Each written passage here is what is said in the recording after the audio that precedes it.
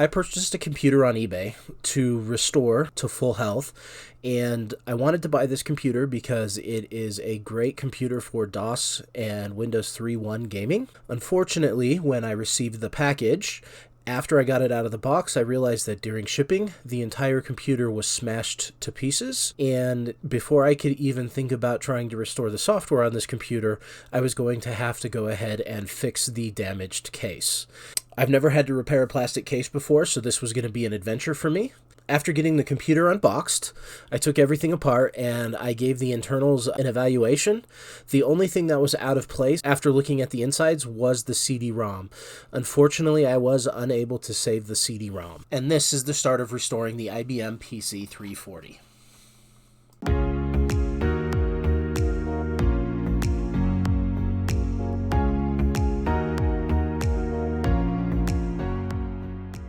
I didn't record any video of repairing the case. I only took photos at various stages, so that's all I can show at this point. Once again, here's a view of all of the broken parts. Starting with the CD-ROM, unfortunately, however it hit, the CD-ROM case broke and the CD-ROM mechanism inside shifted and cracked some gears. That's the reason I was unable to recover the CD-ROM. After the CD-ROM was repaired, I worked on the floppy disk cover. I put it back together and painted it. You can still see the crack, but it came out really well. The next piece I repaired was the 5.5-inch drive bay cover, and this one actually came out really good. I learned a lot from when I worked on the floppy cover. I moved on next to the case itself. The case was the most shattered piece of the frame, and you can see here I used a combination of epoxy and super glue for this. Although the pieces are epoxied together, I just used super glue to hold pieces in place as I worked on the case.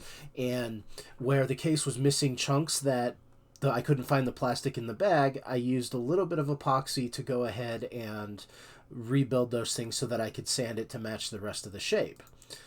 Once everything was put back together and dry, I went ahead and started to test fit things and make sure that I didn't need to adjust anything. And then finally, I painted the case and put everything back together. And I think the inside came out surprisingly clean and the outside came out really well, and it matches and looks good. Now that the computer is fully assembled, I have it put back in a desk spot with an LCD monitor. Unfortunately, the CRT doesn't quite fit, but for this video and for my purposes, it will work fine with this LCD screen. You can see that the computer does look fairly good, and today I intend to install DOS 622, Windows 3.1, the mouse and CD-ROM driver, program called Check It Pro to just look at some diagnostics and information about the computer. And then I also have a copy of Aldus PhotoStyler from when I was in high school. I will go ahead and try and get all of these programs installed today. I'm booting up the computer into MS-DOS from the floppy drive, so we can go ahead and get DOS installed. Now this computer is supposed to have a blank hard drive so that you can see every step of the setup process in the beginning. We're just going to wait a moment for DOS to finish loading. So we're going to use the setup program to fdisk by configuring the unallocated space. We're going to let the computer reboot.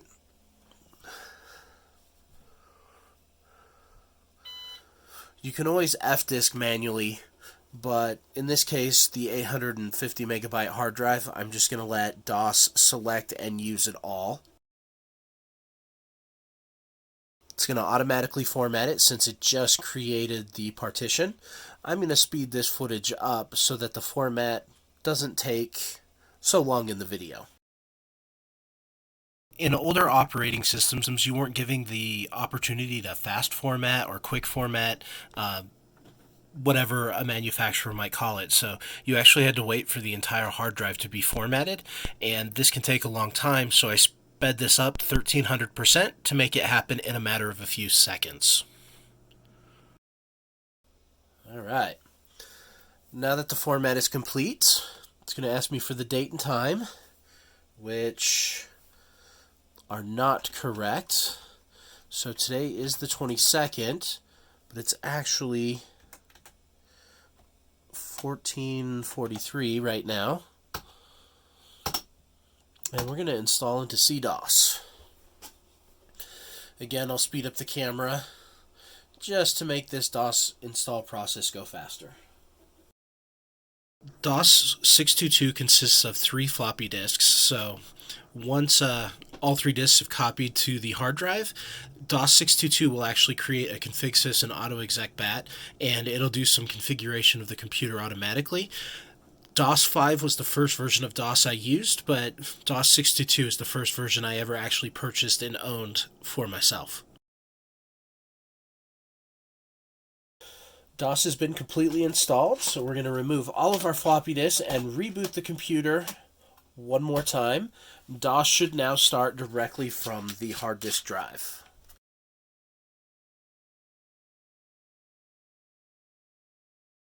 Since the computer has a config sys and autoexec.bat, it should boot straight to the prompt. It should not ask us to enter a date and time.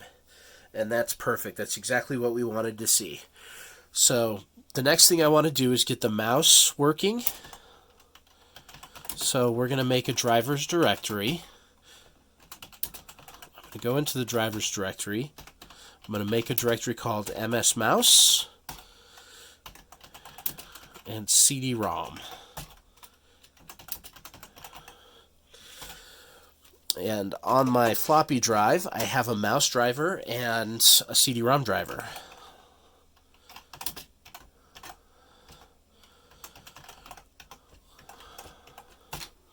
So we're going to copy those onto the hard drive real quick. I definitely need the oak-cd-rom.sys. I do not need the mscdex. I believe that comes with DOS, and another version will come with Windows.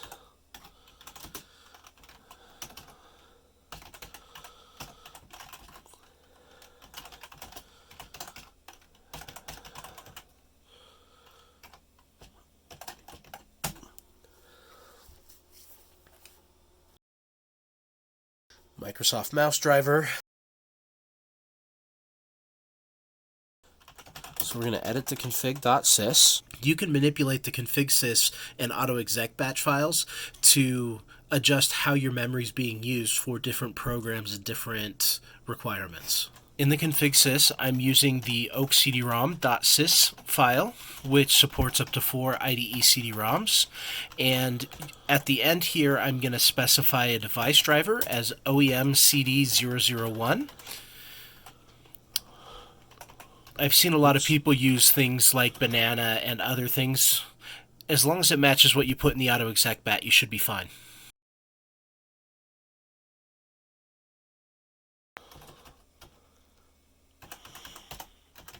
In the autoexec.bat file, I'm adding the mouse driver.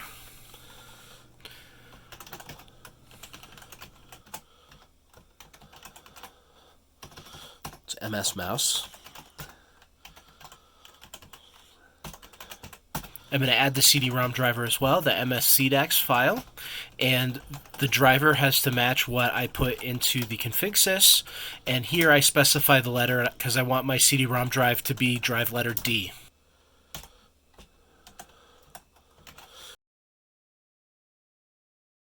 I'm going to quickly review the autoexec and make sure everything looks okay before I save and close it. So let's go ahead and reboot the computer again. In DOS, files in your config sys and autoexec.bat are typically considered TSRs, or programs that terminate but stay resident. And the files in config sys typically only can be loaded from the config sys. You have to use the device command or the device high command.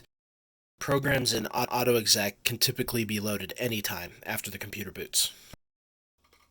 So I found the drive correctly, loaded the mouse driver, and gave us a CD-ROM drive. Okay. So the next thing that I'm going to do is go ahead and install Windows 3.1. So I'm going to start on the A drive. We're going to run setup again.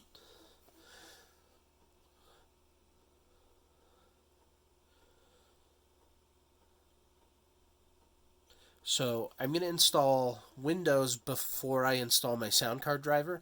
That way the DOS environment and the Windows environment will be configured at the same time.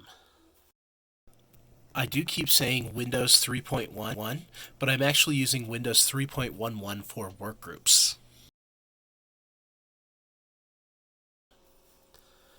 So it looks like my Windows disks may have some bad sectors. So I'm going to go ahead and exit out of here. We're going to delete the Windows directory.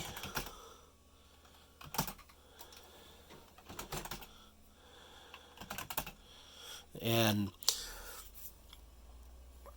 I anticipated this problem, so I had made a CD with the Windows 3.1 setup program. So we're going to set up Windows for Workgroups with an Express setup. Again, same exact thing where we're just going to set up Windows first. And here you can see the CD-ROM is much faster than the floppy disk.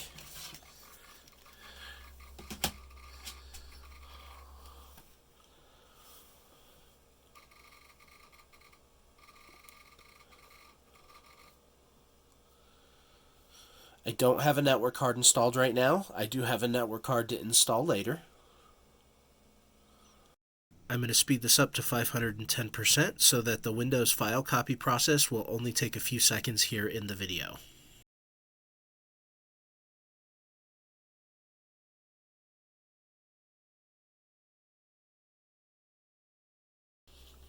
I am not going to install a printer.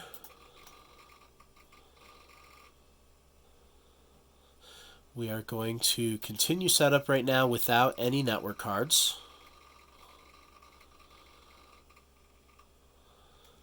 I definitely like the clicking sound of old hard drives. I'm going to skip the Windows tutorial and I'm going to restart my computer.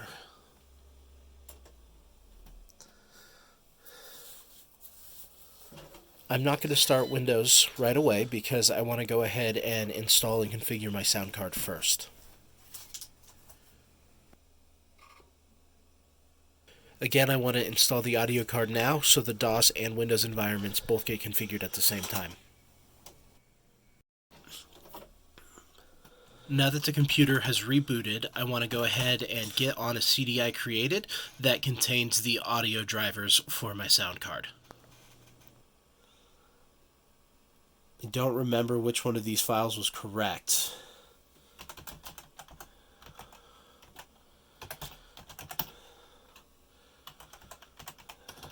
Whoops.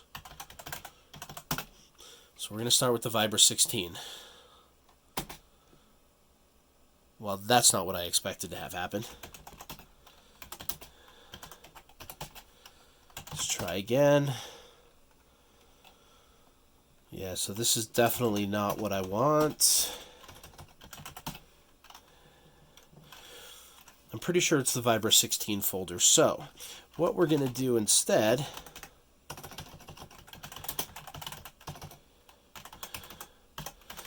is do a little bit of rearranging.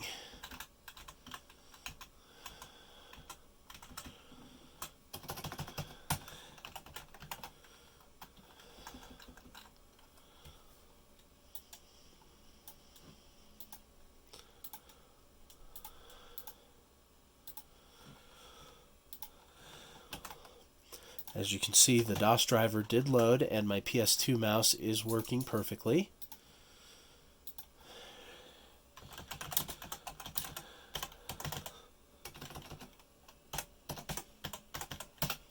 Oops.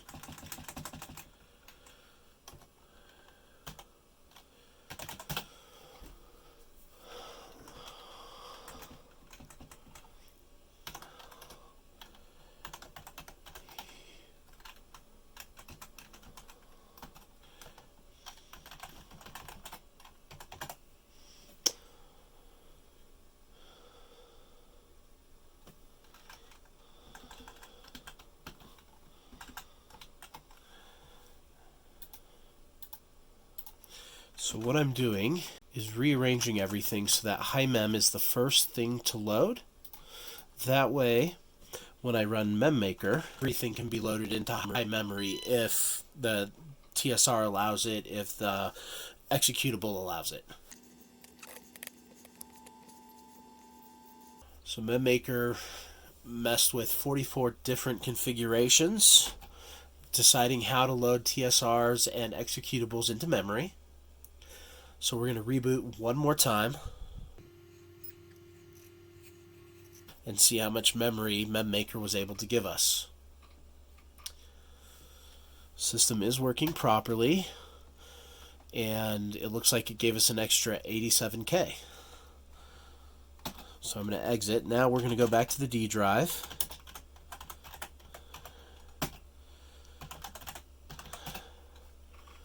There we go. Now we can install.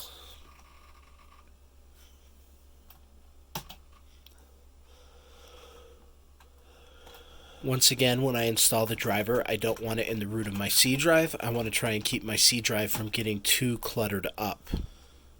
As a result, I'm putting this in the driver's SB16 folder instead.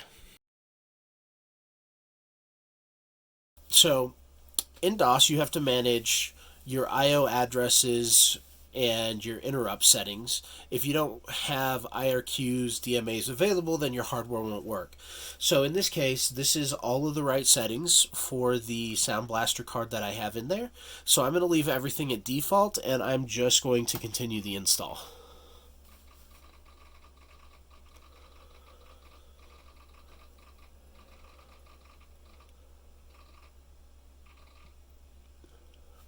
So this is the changes that are going to get made. So it looks like it took files from 30 to 40. So I'm going to hit enter. Let it add all of the lines it wants to add. You can see it's updating the Windows system. So I'm going to go ahead and back up Windows configuration files as it asks.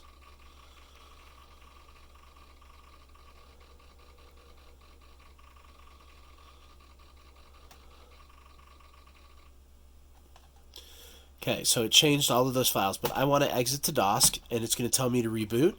The reason I wanted to exit to DOS is because I forgot to do something. I changed my temporary directory to ctemp, so I want to make sure that directory is available for use before I reboot again. I don't want temporary files to be thrown in my DOS directory or my Windows directory.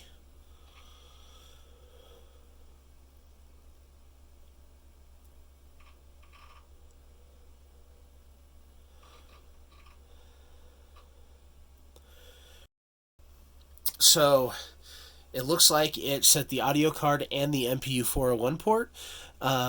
This Viber 16S is a model CT2800, which is an OEM card, but for the most part, every driver that I tried would not allow me to configure the audio and the MPU 401. I had to find a very specific driver to be able to get the MPU 401 configured correctly.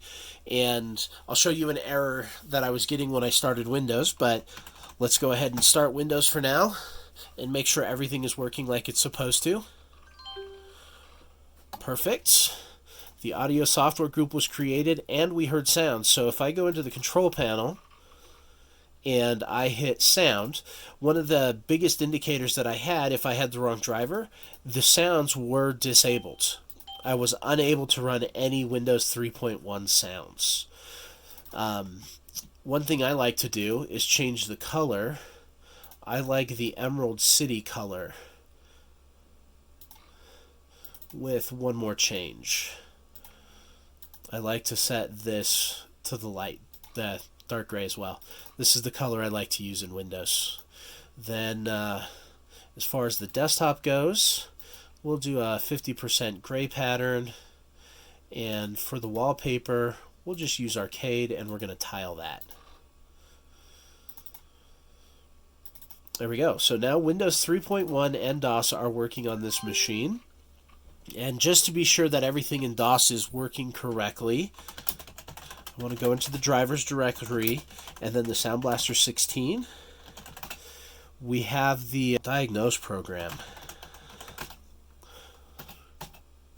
So we're going to go through, and the other drivers would not let the MPU 401 load in this program.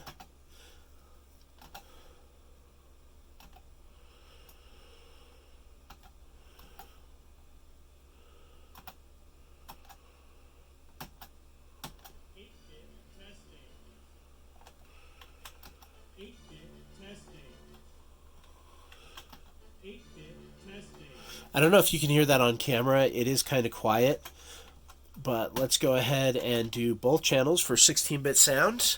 But first, let me go ahead and turn up the speakers. 16-bit testing. 16-bit testing. 16-bit testing. Okay, so I can hear both of those. And then let's try the MIDI. So you can see that the hardware set up correctly.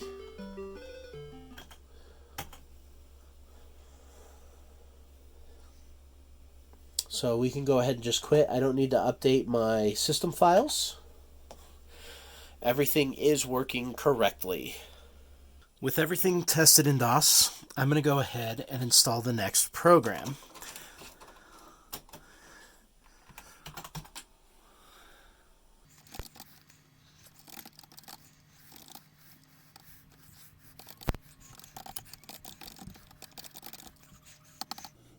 Since Check-It Pro is installing from 2 disks, I'm speeding up the footage to 1300% just to make the install go really quick on camera.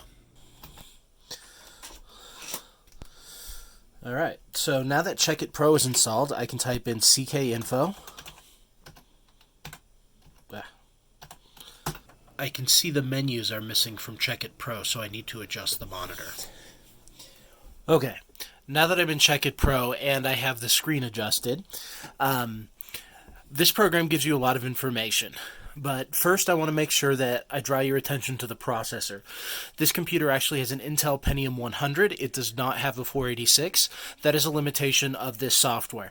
But it did detect the amount of RAM and the DOS version. If I click on conventional memory, it'll actually pull up and give me a map of my conventional memory. Earlier I mentioned you had to keep track of I/O addresses and IRQs. This program is one of those programs that will help you find what's loaded in which I/O memory slots so that you can go ahead and figure out what spaces are available for different hardware. I'm going to go ahead and hit OK. If I click on System, I can do a graphic summary. The computer graphic is pretty cool because it'll tell you what kind of computer I have, the COM ports, LPT ports, and try and tell you the video capabilities. So I'm going to hit enter there. And if I do performance and I hit main system, it'll actually give me a quick benchmark of my system.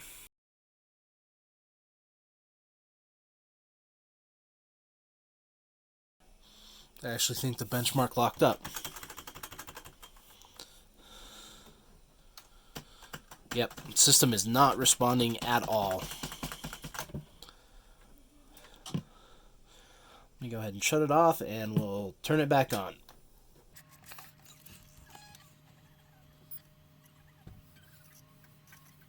So let's go into Windows.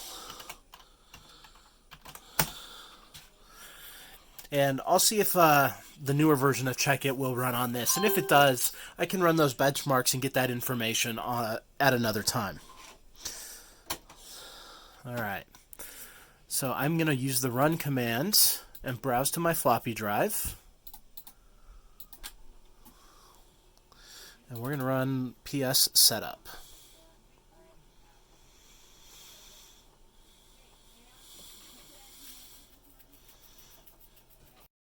Altus Photo Styler was the first image editing program I ever used.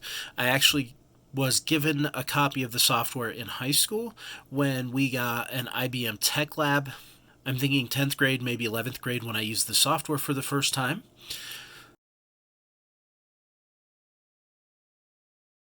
So I'm going to go ahead and install this in my apps. I'm not actually going to run this software. I'm just going to make sure it installs correctly and that it'll open and close. That way I can do video on some Windows 3.1 software in the future, including stuff like Microsoft Office. So I told the program, no, I don't want to see the README, and now I'm going to hit OK. And Altus Photo Styler is installed, so I'm going to go ahead and open that up. All right, we're going to go ahead and close that. So you can see that there is a VGA display group. I did go ahead and install the VGA drivers. And if I go into main and I hit Windows Setup, you can see that they're the Cirrus Logic GD5446 drivers. As far as I can tell, again, this computer has a 5436 video card, not a 46. And when I'm messing around in the driver to set different display resolutions, some of the color resolutions that the 5446 driver says I should have, I don't have. For example, I can't go to high color mode at 800 by 600. It limits me to 256 colors. And at 1024 by 768, it was limiting me to 16. So I need to make sure I have the right driver because I did struggle with the sound driver. I think that's all for today, so I'm going to exit out of Windows. Thank you so much for watching, and I will see you in the next video.